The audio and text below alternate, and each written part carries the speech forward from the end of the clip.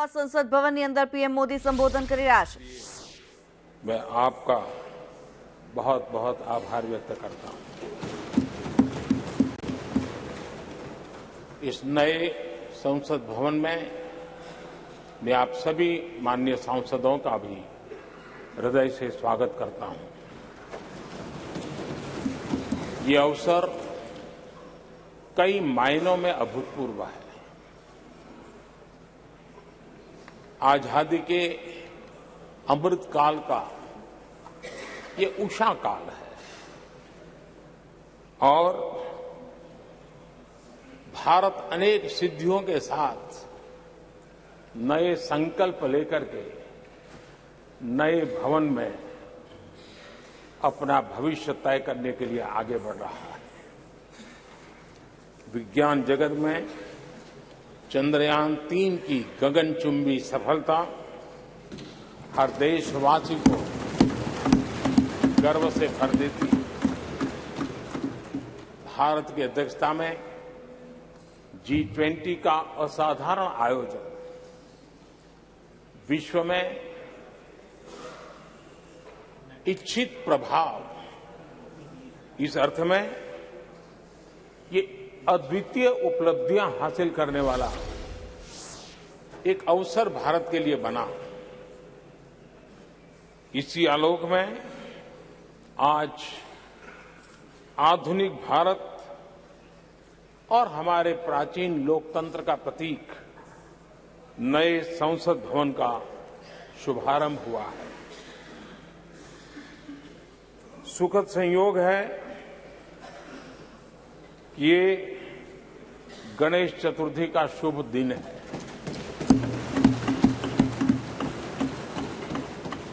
गणेश जी शुभता और सिद्धि के देवता है।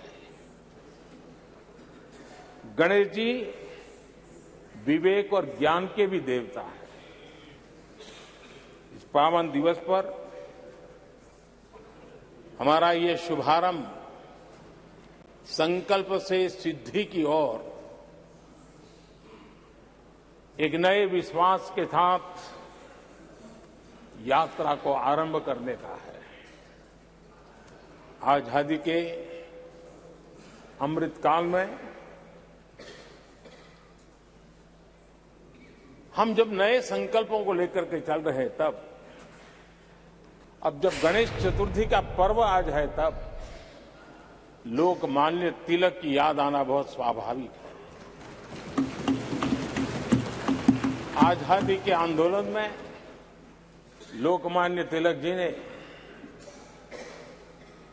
गणेश उत्सव को एक सार्वजनिक गणेश उत्सव के रूप में प्रस्तावित करके पूरे राष्ट्र में सुराज्य की आहलेख जगाने का माध्यम बनाया था। लोकमान्य तिलक जी ने गणेश पर्व से सुराज्य की संकल्पना को शक्ति दी। उसी प्रकार से आज ये गणेश चतुर्थी का पर्व लोकमान्य तिलक जी ने स्वतंत्र भारत, स्वराज्य की बात कही थी। आज हम समृद्ध भारत गणेश चतुर्थी के पावन दिवस पर उसकी प्रेरणा के साथ आगे बढ़ रहे हैं। सभी देशवासियों को इस अवसर पर फिर एक बार मैं बहुत बहुत बधाई देता हूं। आदरणीय अध्यक्ष जी, आज संवत्सरी का भी पर्व है। ये अपने आप में एक अद्भुत परंपरा है। इस दिन को एक प्रकार से क्षमा वाणी का भी पर्व कहते हैं। आज मिच्छामी दुक्कड़म कहने का दिन है। ये पर्व मन से, कर्म से, वचन से अगर जाने अनजाने किसी को भी दुख पहुंचाया है तो उसकी क्षमा याचना का अवसर है। मेरी तरफ से भी पूरी विनम्रता के साथ, पूरे हृदय से आप सभी को, सभी सांसद सदस्यों को और सभी देशवासियों को मिच्छामि दुक्कड़म। आज जब हम एक नई शुरुआत कर रहे हैं, तब हमें अतीत की हर कड़वाहट को भुलाकर आगे बढ़ना है। इस स्पिरिट के साथ जब हम यहां से,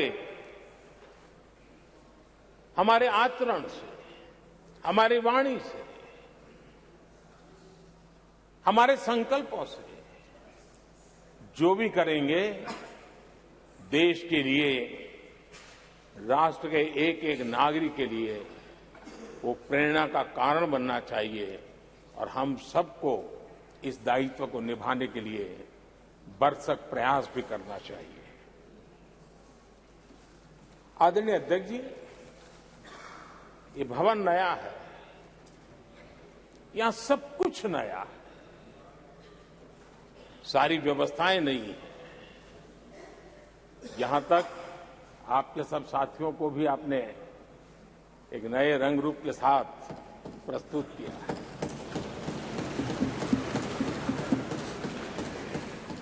सब कुछ नया है, लेकिन यहां पर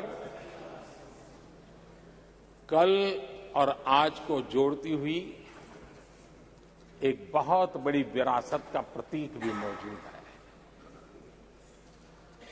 वो नया नहीं है, वो पुराना है और वो आजादी की पहली किरण का स्वयं साक्षी रहा है, जो आज अभी हमारे बीच उपस्थित है। वो हमारे समृद्ध इतिहास को जोड़ता है और जब आज हम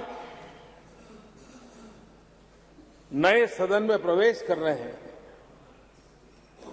संसदीय लोकतंत्र का जब ये नया गृह प्रवेश हो रहा है, तो यहां पर आजादी की पहली किरण का साक्षी, जो आने वाली पीढ़ियों को भी प्रेरणा देने वाला है, वैसा पवित्र सेंगोल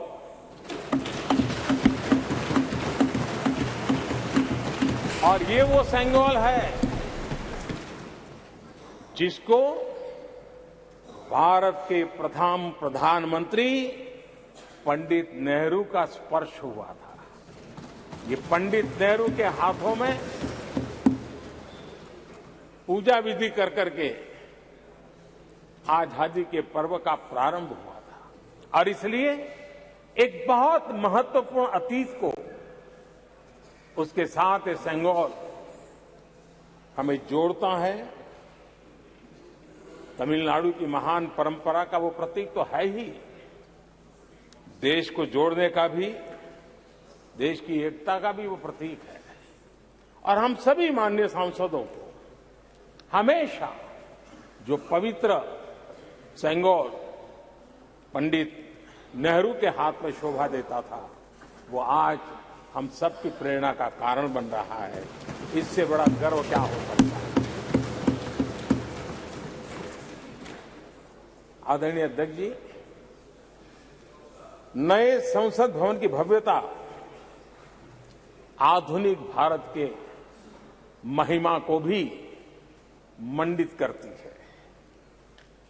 हमारे श्रमिक, हमारे इंजीनियर्स, हमारे कामगारों, उनका पसीना इसमें लगा है और कोरोना काल में भी उन्होंने जिस लगन से इस काम को किया है, क्योंकि मुझे कार्य जब चल रहा था तब उन श्रमिकों के बीच आने का बार बार मौका मिलता था और खास करके मैं उनके स्वास्थ्य को लेकर के उनसे मिलने आता था। लेकिन ऐसे समय भी उन्होंने इस बहुत बड़े सपने को पूरा किया आज मैं चाहूंगा कि हम सब हमारे उन श्रमिकों का, हमारे उन कामगारों का, हमारे इंजीनियर्स का हृदय से धन्यवाद करें, हृदय से, क्योंकि उनके द्वारा निर्मित भावी पीढ़ियों को प्रेरणा देने वाला है।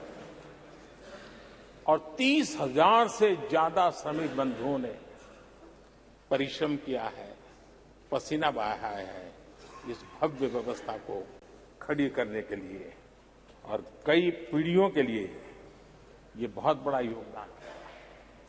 माननीय अध्यक्ष जी, मैं उन श्रमयोगियों का नमन तो करता ही, लेकिन एक नई परंपरा का प्रारंभ हो रहा है, इसका मुझे अत्यंत आनंद है। इस सदन में एक डिजिटल बुक रखी गई है, जिस डिजिटल बुक में उन सभी श्रमिकों के पूरा परिचय इसमें रखा गया है, ताकि आने वाली पीढ़ियों को पता चलेगा कि हिंदुस्तान के किस कोने से कौन श्रमिक ने आकर के इस भव्य इमारत को, यानी उनके पसीने को भी अमरत्व देने का प्रयास इस सदन में हो रहा है। ये एक नई शुरुआत है, शुभ शुरुआत है, और हम सब के लिए गर्व की शुरुआत है।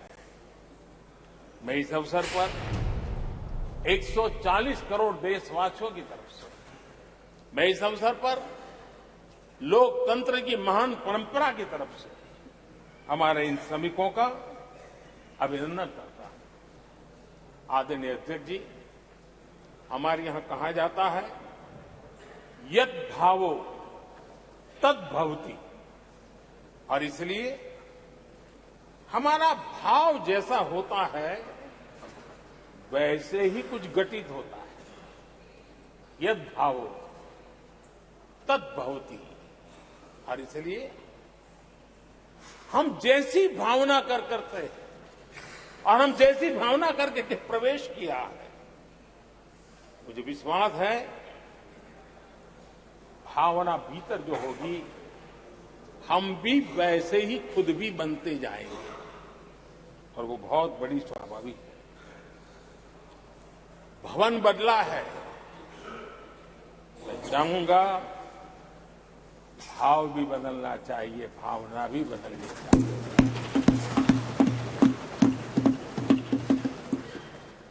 संसद राष्ट्र सेवा का सर्वोच्च स्थान है। ये संसद दलहित के लिए नहीं है। हमारे संविधान निर्माताओं ने इतनी पवित्र संस्था का निर्माण दलहित के लिए नहीं, सिर्फ और सिर्फ देश हित के लिए किया।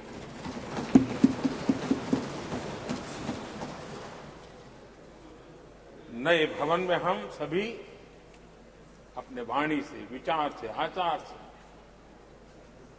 संविधान के जो स्पिरिट है, उन मानदंडों को लेकर के, नए संकल्पों के अनुसार नई भाव को लेकर के, नई भावना को लेकर के, मैं आशा करता हूं अध्यक्ष जी, आप कल भी कह रहे थे, आज भी कह रहे थे, कभी स्पष्ट कह रहे थे, कभी थोड़ा लपेट कर भी कह रहे थे, हम सांसदों के व्यवहार के संबंध में मैं मेरी तरफ से आपको आश्वासन देता हूं कि हमारा पूरा प्रयास रहेगा, और मैं चाहूंगा कि सदन के नेता के नाते हम सभी सांसद आपकी आशा अपेक्षा में खरे उतरें, हम अनुशासन का पालन करें।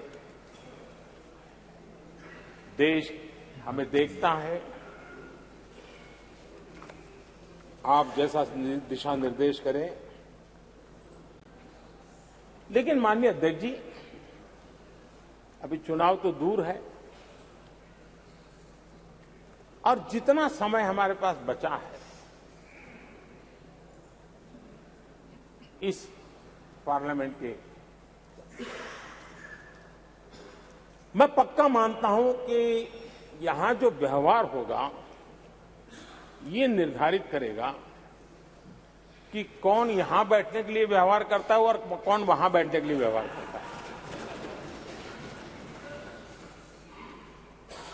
जो वहां ही बैठे रहना चाहता है उसका व्यवहार क्या होगा, और जो यहां आकर के भविष्य में बैठना चाहता है उसका व्यवहार क्या होगा, इसका फर्क बिल्कुल आने वाले महीनों में देश देखेगा और उनके बर्ताव से पता चलेगा, ये मुझे पूरा विश्वास है। आदरणीय अध्यक्ष जी, हमारे यहां वेदों में कहा गया है, सम्यच्च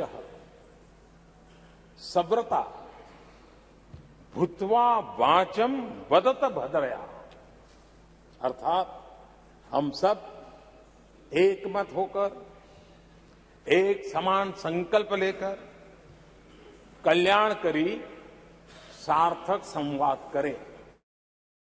यहां हमारे विचार अलग हो सकते हैं, विमर्श अलग हो सकते हैं, लेकिन हमारे संकल्प एकजुट ही होते हैं, एकजुट ही रहते हैं, और इसलिए हमें उसकी एकजुटता के लिए भी भरपूर प्रयास करता रहना चाहिए। आदरणीय अध्यक्ष जी, हमारी संसद ने राष्ट्रहित के तमाम बड़े अवसरों पर ही इसी भावना से काम किया है। न कोई इधर का है न उधर का है, सब कोई राष्ट्र के लिए करते रहे। मुझे आशा है कि इस नई शुरुआत के साथ इस संवादीय के वातावरण में और इस संसद के पूरे डिबेट में हम उस भावना को जितनी ज्यादा मजबूत करेंगे, हमारी आने वाली पीढ़ियों को अवश्य हम प्रेरणा देंगे। संसदीय परंपराओं की जो लक्ष्मण रेखा है, उन लक्ष्मण रेखा का पालन हम सबको करना चाहिए, और वो स्पीकर महोदय की अपेक्षा को हमें जरूर पूरा करने की कोशिश करनी चाहिए। आदरणीय अध्यक्ष जी, लोकतंत्र में राजनीति, नीति और शक्ति का इस्तेमाल ये समाज में प्रभावी बदलाव का एक बहुत बड़ा माध्यम होता है, और इसलिए स्पेस हो या स्पोर्ट्स हो, स्टार्टअप्स हो या सेल्फ हेल्प ग्रुप हो, हर क्षेत्र में दुनिया भारतीय महिलाओं की ताकत देख रही है। G20 की अध्यक्षता, विमेन लेड डेवलपमेंट की चर्चा, आज दुनिया इसका स्वागत कर रही है, स्वीकार कर रही है। दुनिया समझ रही है कि सिर्फ महिलाओं के विकास की बात इनफ नहीं है।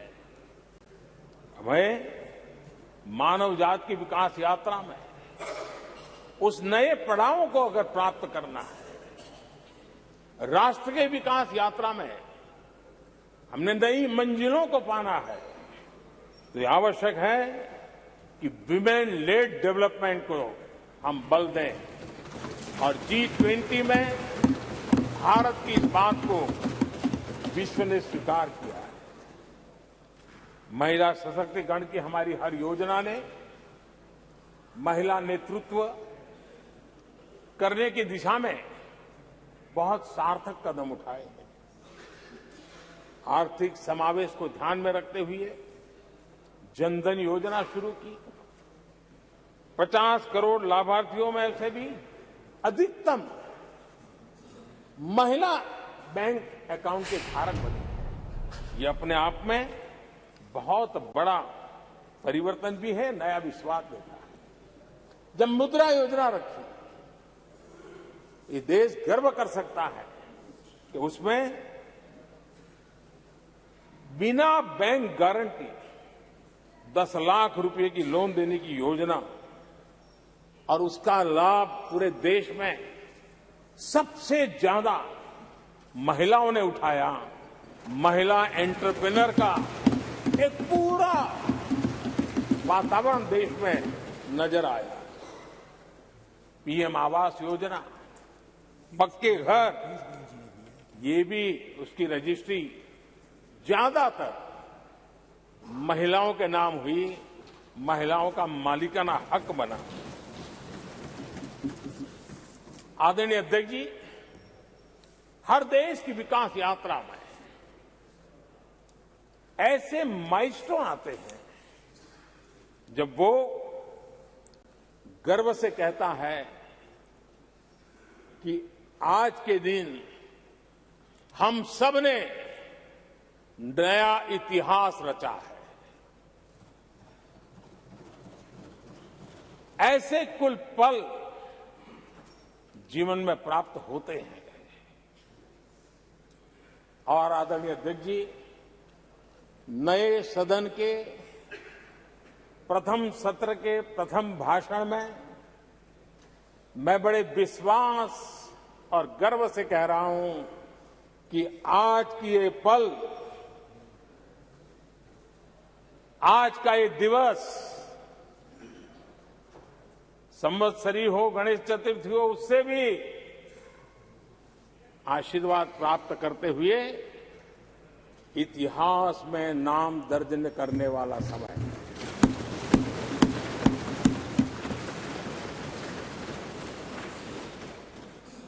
हम सबके लिए पल गर्व की पल है। अनेक वर्षों से महिला आरक्षण के संबंध में बहुत चर्चाएं हुई हैं, बहुत वाद विवाद हुए हैं। महिला आरक्षण को लेकर संसद में पहले भी कुछ प्रयास हुए हैं। 1996 में इससे जुड़ा बिल पहली बार पेश हुआ था। अटल जी के कार्यकाल में कई बार महिला आरक्षण का बिल पेश किया गया, कई बार, लेकिन उसे पार कराने के लिए आंकड़े नहीं जुटा पाए और उसके कारण वो सपना अधूरा रह गया। महिलाओं को अधिकार देने का, महिलाओं की शक्ति का उपयोग करने का वो काम, शायद ईश्वर ने ऐसे कई पवित्र काम के लिए मुझे चुना है।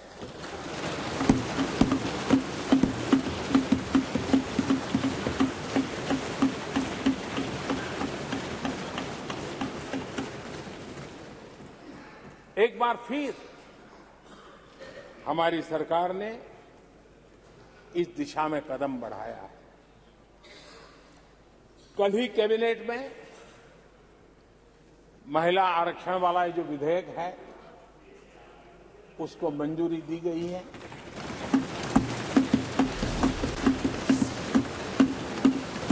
आज 19 सितंबर की ये तारीख इसीलिए इतिहास में अमरत्व को प्राप्त करने जा रहे हैं। आज जब महिलाएं हर सेक्टर में तेजी से आगे बढ़ रही हैं, नेतृत्व कर रही है,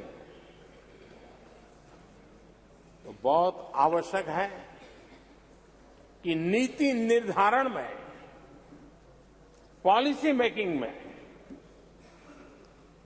हमारी माताएं, बहनें, हमारी नारी शक्ति अधिकतम योगदान दें, ज्यादा से ज्यादा योगदान दें।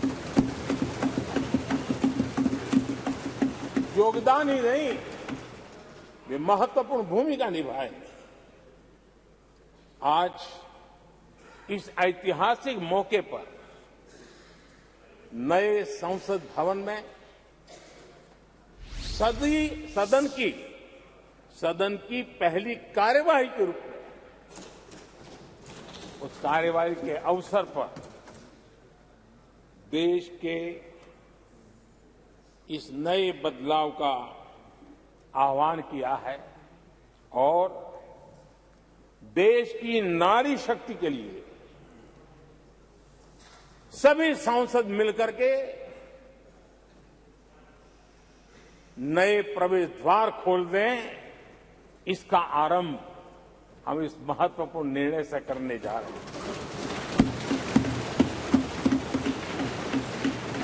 विमेन लेड डेवलपमेंट के अपने संकल्प को आगे बढ़ाते हुए हमारी सरकार आज एक प्रमुख संविधान संशोधन विधेयक प्रस्तुत कर रही है।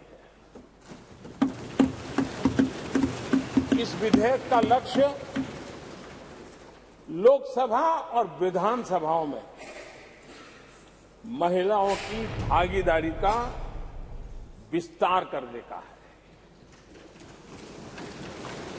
नारी शक्ति बंधन अधिनियम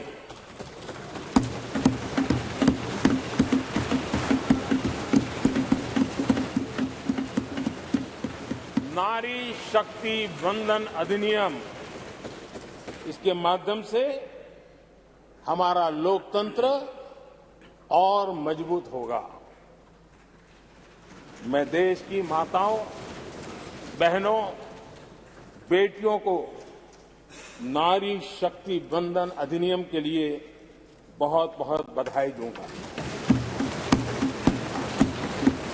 मैं सभी माताओं, बहनों, बेटियों को आश्वस्त करता हूं कि हम इस बिल को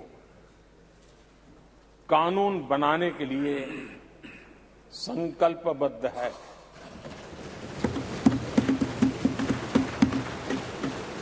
मैं इस सदन में सभी साथियों से आग्रहपूर्वक निवेदन करता हूं, आग्रह भी करता हूं और जब एक पावन शुरुआत हो रही है, पावक विचार हमारे सामने आया है, तो सर्वसम्मति से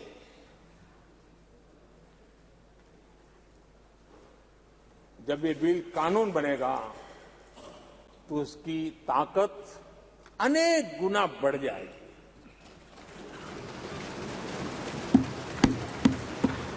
और इसलिए मैं सभी माननीय सांसदों से, दोनों सदन के सभी माननीय सांसदों से इसे सर्वसम्मति से पारित करने के लिए प्रार्थना करते हुए आपका आभार व्यक्त करता हूं कि इस नए सदन के प्रथम सत्र में मुझे आपने मेरी भावनाओं को व्यक्त करने का अवसर दिया। बहुत बहुत धन्यवाद। श्री अधीर रंजन चौधरी जी।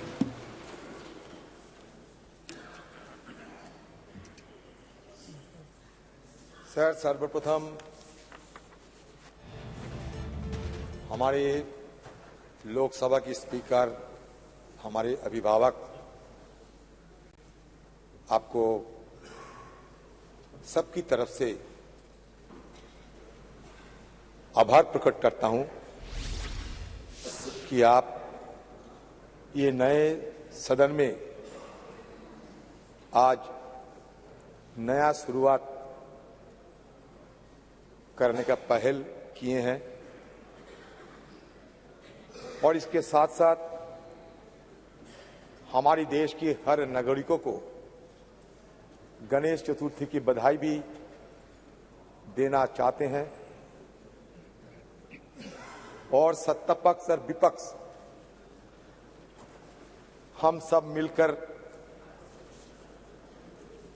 देश को आगे ले जाएंगे, देश की ताकत को और मजबूत करेंगे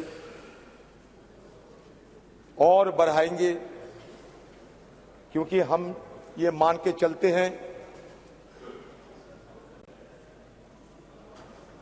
मंजिल की पार कर, नया मंजिल की तलाश कर। तुझे अगर दरिया मिल जाए तो समंदर की तलाश कर। ये हिंदुस्तान एक दिन में नहीं बने, हजारों लाखों शहादातों की चलते खून पसीना बहाने की चलते हमारे देश आजाद हुई थी। और इसलिए सारे सदन की तरफ से उन सारे हमारे देश की आजादी लाने में जो अपना खून पसीना बहाया, मेहनत की, दिन रात एक करते हुए देश को ब्रिटिश हुकूमत से निकल के आजादी की रास्ते ले गए थे, उन सबको भी नमन करता हूं।